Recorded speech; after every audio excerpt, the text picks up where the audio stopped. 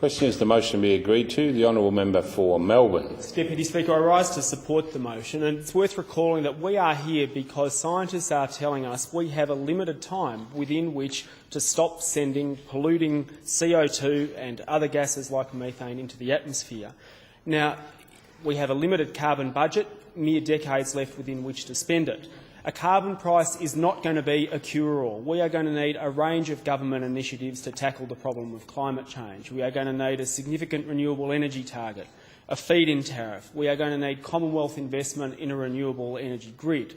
I am less sanguine about the market than the members in the government who seem to believe it will be a cure-all. And it always strikes me that there's an irony that when it comes to the financial crisis, the Labor government was prepared to rediscover its inner Keynesians, yet when it comes to a climate crisis, they're not. And I do hope that we get to a point somewhere in the not-too-distant future where we say that if we treated the planet with the same courtesy that we do with a merchant bank and made the same level of funds available to it, we would be a lot further down the road of tackling climate change.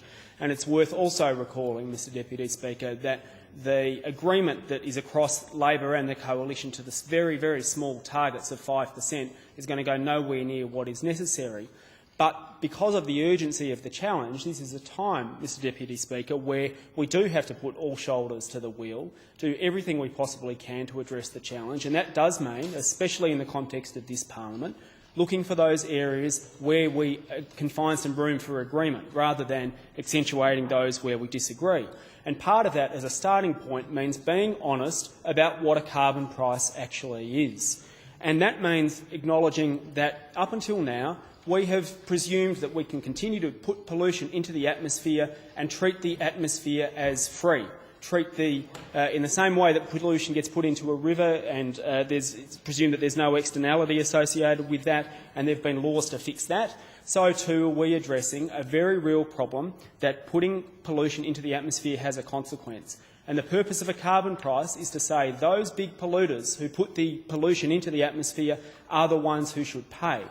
If they choose to pass some of that price down to consumers, then there should be mechanisms to redress it.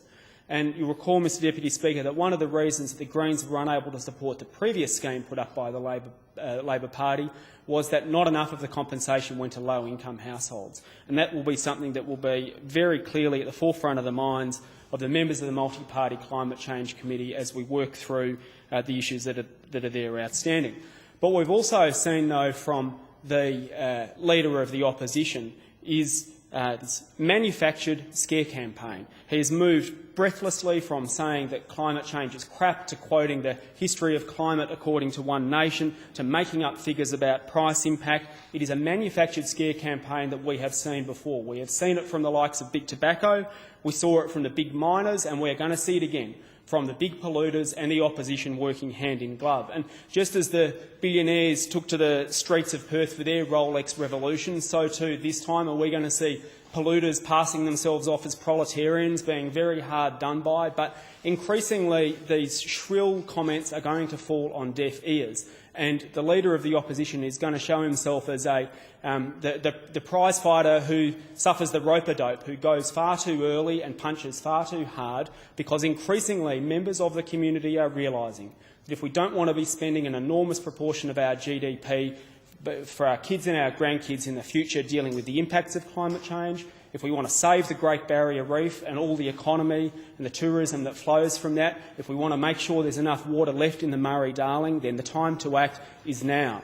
And so I say to everyone who is out in the community, whichever way you voted at the last election, if you want a price tag on pollution, this is your opportunity to have an impact.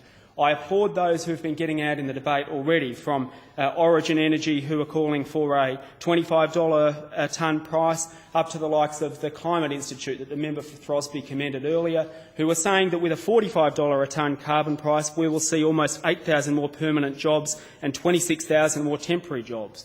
Now, the Greens, through the Multi-Party Climate Change Committee, will put through that confidential process our view about what the price should be. But I say to everyone who is concerned about climate change, whichever way you voted at the last election, now is your time to stand up. to stand up against the confected outrage that we've seen over the last few days, to stand up in your communities and explain to your neighbours why a price on pollution is necessary, and to stand up in the press and in the airwaves to speak out for what you believe the appropriate carbon price should be.